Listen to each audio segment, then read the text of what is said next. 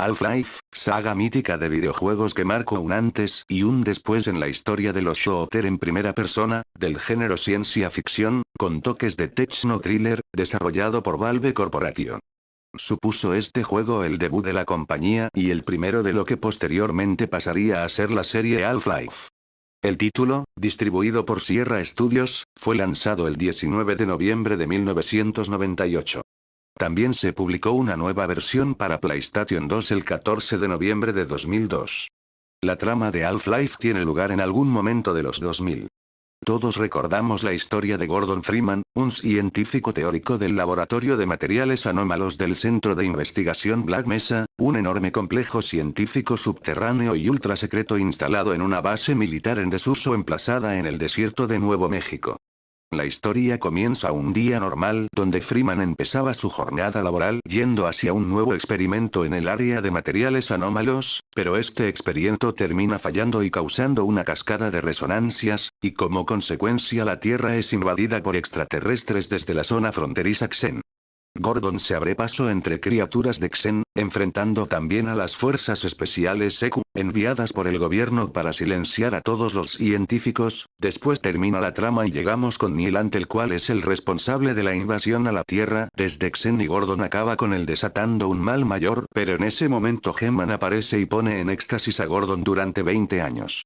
20 años después de Half-Life.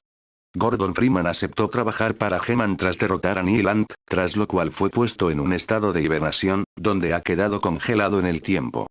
Se creía que la destrucción de Nihilant acabaría con la tormenta de portales, pero no fue así. Su muerte creó una nueva e inestable tormenta de portales que se extendió por todo el mundo, transportando a gran parte de las criaturas de Xen a la Tierra. Los xenianos habían sido anteriormente conquistados por otra raza alienígena llamada la Alianza Combine. Gordon despierta a bordo de un tren y baja en Ciudad 17. Allí, un oficial de protección civil lo lleva a una cámara de torturas, pero antes de ejecutar a Gordon, el policía se quita la máscara y se revela que es Barney Calhoun, quien colabora con la resistencia y está infiltrado en las fuerzas de protección civil. Barney le dice a Gordon que vaya hasta el laboratorio del Dr. Kleiner, amigo de Gordon y ex científico de Black Mesa. Gordon consigue escabullirse, sin embargo los soldados de la protección civil lo persiguen y acorralan, pero justo a tiempo Alyx Vance, hija de Eli Vance, aparece para salvarlo. Más tarde los dos entran al laboratorio del Dr. Kleiner. En el laboratorio Gordon se encuentra con su antiguo colega y tutor, el Dr. Isaac Kleiner, y luego de recibir su nuevo traje hacen un intento para teletransportar a Alyx al complejo Black Mesa y lo logran. Pero al momento de intentar teletransportar a Freeman, la simpática mascota del Dr. Kleiner, un Earthcraft domesticado llamada Lamar, hace que la máquina falle y lo envíe momentáneamente a la oficina del Dr. Breen, quien al verlo avisa a sus superiores de que Gordon Freeman ha llegado a Ciudad 17. Luego, Gordon se encuentra fuera del laboratorio del Dr. Kleiner, donde Barney le da la palanca para combatir contra la protección civil. A partir de aquí, Gordon debe hacer su camino a través de los canales de la ciudad para llegar al laboratorio del Dr. Eli Vance. Más adelante Gordon junto a Alyx y la Resistencia, logran detener a Breen destruyendo el cuartel de los Combine en la Tierra, la Ciudadela, pero en ese momento de la explosión vuelve a aparecer He-Man. Pero también cuando este está a punto de hablar aparecen los Vortigaunt y logran desconectar a Freeman de este misterioso ser He-Man. Gordon junto a Alyx vuelven a entrar a la Ciudadela para manipular el reactor y dar tiempo a que todos los ciudadanos escapen, cosa que se logran y escapan de Ciudad 17 en tren, viendo como la Ciudadela finalmente explota, generando una onda expansiva que hace descarrilar el tren. Más adelante Alyx es herida de muerte por un Hunter y Gordon hace equipo con los Vortigaunt para salvarla, cosa que logra, pero en el camino se encuentran con un consejero Combine. Estos seres son extremadamente poderosos con sus poderes telequinéticos. Ya para el final de la historia Gordon junto a la Resistencia descubren mediante unos datos obtenidos en la Ciudadela la ubicación del arma nave El Borealis que se encuentra en algún sitio de la Antártica, pero antes de poder subir al helicóptero son atacados por dos consejeros Combine, cosa que uno de ellos termina acabando con él y Vance, el padre de Axil, acabando así la historia de Half-Life con la muerte de uno de los personajes más importantes y Alyx suplicando por la muerte de su padre.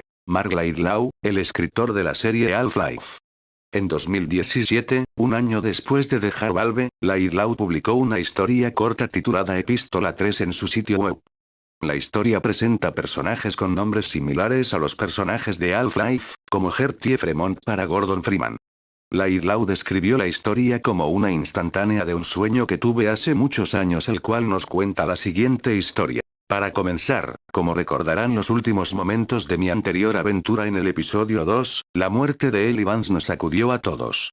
El equipo de investigación y rebelión estaba traumatizado, incapaz de estar seguro de si nuestro plan podría haberse comprometido y si tenía sentido seguir adelante como lo habíamos planeado. Y sin embargo, una vez que Ellie había sido enterrado, encontramos la fuerza y el coraje para reagruparnos. Era la firme creencia de su valiente hija, el decidido Alyx Vance, de que continuáramos como su padre había deseado. Teníamos las coordenadas antárticas, transmitidas por el asistente de largo tiempo de Ellie, la doctora Judith Mossman, que creíamos que marcaba la ubicación de la pérdida del Borealis. Ellie había sentido fuertemente que el Borealis debía ser destruido en lugar de permitir que cayera en manos de la Alianza. Otros en nuestro equipo no estaban de acuerdo, creyendo que el Borealis podría mantener el secreto para el éxito de la revolución. De cualquier manera, los argumentos eran discutibles hasta que encontramos el recipiente. Por lo tanto, inmediatamente después del funeral del Dr. Vance, Alyx y yo abordamos un hidroavión y partimos hacia la Antártida. Un equipo de apoyo mucho mayor, principalmente milicia, debía seguir por transporte separado. Todavía no está claro para mí exactamente lo que llevó a nuestro pequeño avión. Las siguientes horas que pasan atravesando los frígidos desechos en una tormenta de nieve son también un desenfoque desordenado, mal recordado y mal definido. Lo siguiente que recuerdo con claridad es nuestra aproximación final a las coordenadas que el Dr. Mossman ha proporcionado, y donde esperábamos encontrar la Hiperbórea. Lo que encontramos en cambio fue una instalación fortificada compleja, mostrando todas las características de la siniestra tecnología disparate. Rodeaba un gran campo abierto de hielo. En sí no había ningún signo del Borealis o no al principio. Pero a medida que nos infiltramos sigilosamente en la instalación de la Alianza Combine, notamos un efecto auroral recurriendo, extrañamente coherente, como de un vasto holograma que se aparecía y se desvanecía. Este extraño fenómeno inicialmente parecía un efecto causado por un inmenso sistema holográfico Combine. Alyx y yo pronto nos dimos cuenta de que lo que estábamos viendo era el propio Borealis, entrando y saliendo de la existencia repetidamente rodeado de tecnología Combine. Estos habían construido el complejo para estudiar y contener la nave cuando se materializaba. Lo que la doctora Mossman había proporcionado no eran las coordenadas de donde se localizaba la nave, sino en lugar de donde se esperaba que llegara.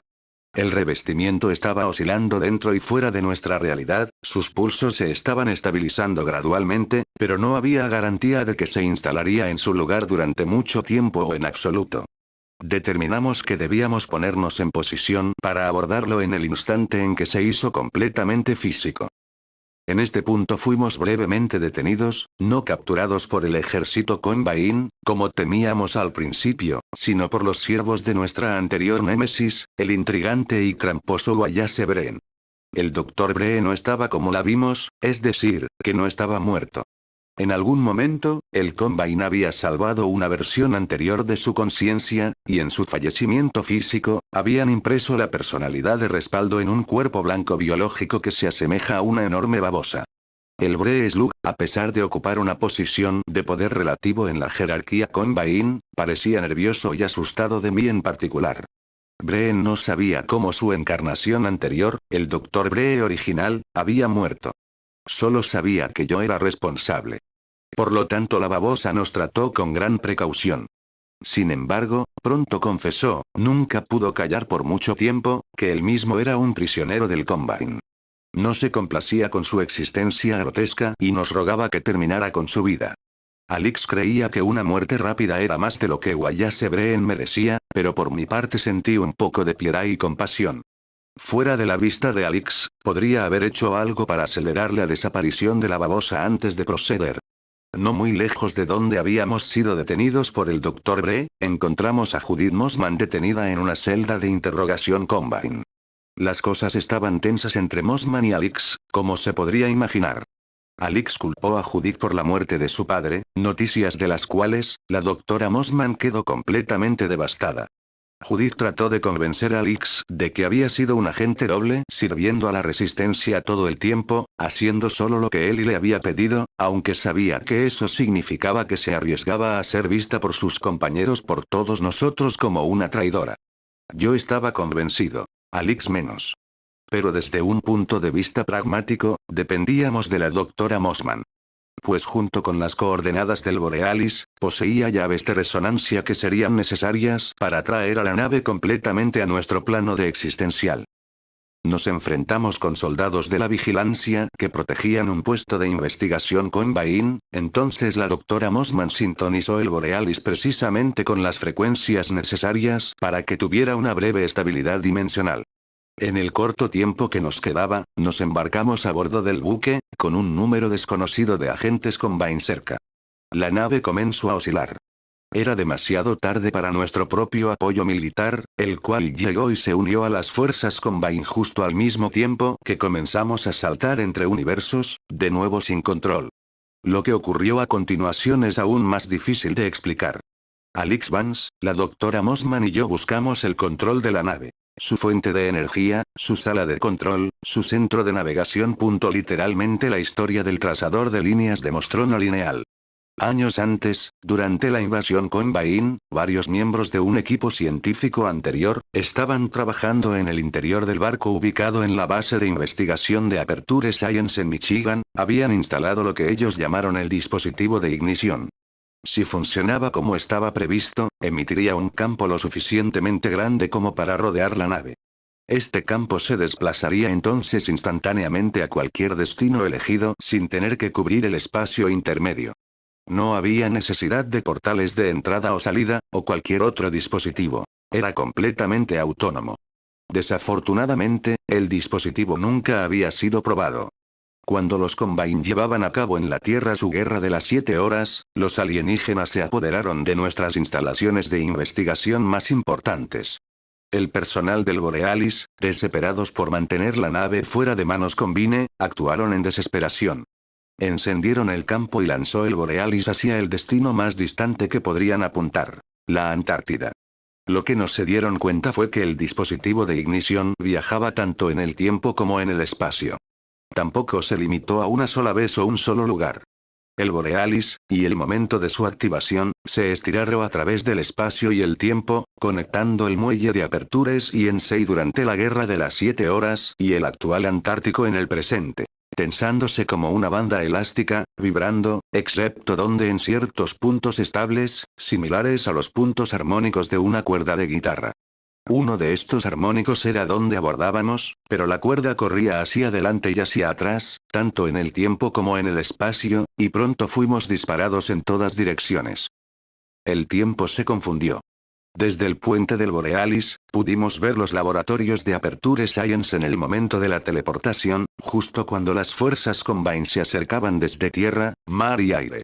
Al mismo tiempo, pudimos ver las llanuras antárticas, donde nuestros amigos estaban luchando para hacer su camino hacia el Borealis y además, vislumbres de otros mundos, en alguna parte en el futuro quizás, o incluso en el pasado. Alix estaba convencida de que estábamos viendo una de las áreas centrales de los Combine para invadir otros mundos, como el nuestro.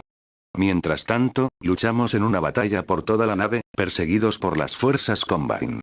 Nos esforzamos por entender nuestra situación, y acordar nuestro curso de acción. ¿Podríamos alterar el curso del Borealis? Debemos encenderlo y aterrizar en el Antártico, dando a nuestros compañeros la oportunidad de estudiarlo. ¿Deberíamos destruirlo en ese momento con todos a bordo, incluidos nosotros? Era imposible mantener un pensamiento coherente, entre la confusión y las paradojas que pasaban por el barco como burbujas. Sentí que me estaba volviendo loco, que todos éramos, enfrentándonos a innumerables versiones de nosotros mismos, en ese barco que era medio barco fantasma, medio casa de pesadilla. Después lo que vino a ser, por fin, fue una elección. Judith Mossman argumentó, razonablemente, que debemos salvar el Borealis y entregarlo a la Resistencia, que nuestros compañeros científicos puedan estudiar y aprovechar su poder.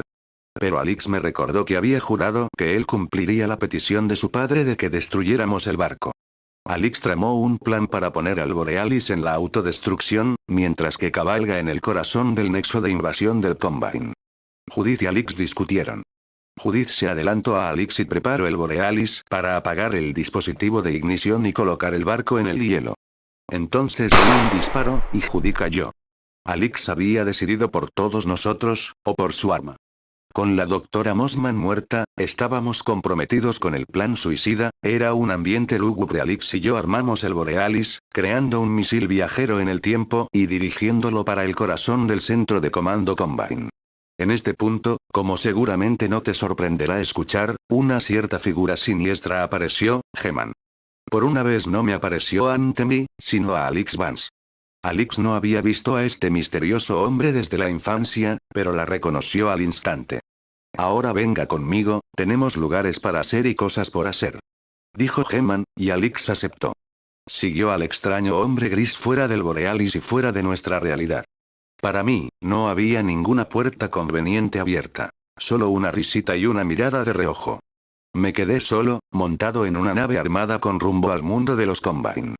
Una inmensa luz resplandeció. Atrapé una visión cósmica de una brillante esfera de Dyson. La inmensidad del poder de los Combine, la futilidad de nuestra lucha, apareció brevemente en mi conciencia. Yo lo vi todo. Principalmente vi cómo el Borealis, nuestra arma más poderosa, no haría nada al impactar y destruirse. Y lo que quedaba de mí sería aún menor. Justo en ese momento, como seguramente ya habías previsto, los Vortigaunt se encaminaron en sus propias sendas a través de las dimensiones y me alcanzaron, como ya habían hecho en otras ocasiones, me sacaron y me dejaron a un lado. Apenas pude ver los fuegos artificiales. Y aquí estamos. Hablé de mi regreso a estas costas. Ha sido un camino tortuoso a las tierras que una vez conocí, y es sorprendente ver cuánto el terreno ha cambiado. Ha pasado bastante tiempo como para que pocos me recuerden a mí, o lo que yo estaba diciendo cuando hablaba por última vez, o lo que sencillamente esperábamos lograr. En este punto, la resistencia habrá fracasado o sucedido, no gracias a mí. Los viejos amigos han sido silenciados, o han caído en el camino. Ya no conozco ni reconozco a la mayoría de los miembros del equipo de investigación, aunque creo que el espíritu de rebelión aún persiste. Espero que sepas mejor que yo el curso de acción apropiado, y te lo dejo a ti. No espere más correspondencia de mi parte con respecto a estos asuntos, este es mi episodio final. El tuyo en infinita finalidad. Gordon Freeman. Y hasta aquí la historia de este fanfic de Half-Life episodio 3. Sinceramente este sería una interesante historia, pero después su creador Mark Lailau declaró que esto no es canon y solo es una fantasía que tuvo, aún así no quita que todos esperamos con ansias el episodio 3 y la parte final de la historia de Gordon Freeman que ocurrirá ahora que con el final de Half-Life Alyx la historia de nuestros protagonistas han cambiado y qué curso tomarán ahora. Solo el tiempo lo dirá. Si te gustó el video no olvides dejar tu like y tu comentario, suscríbete y comparte el video. Si te gustó no olvides seguirme en mis redes sociales para que te enteres de todo lo que ocurra en el canal. Sin más que decir, eso es todo. Adiós.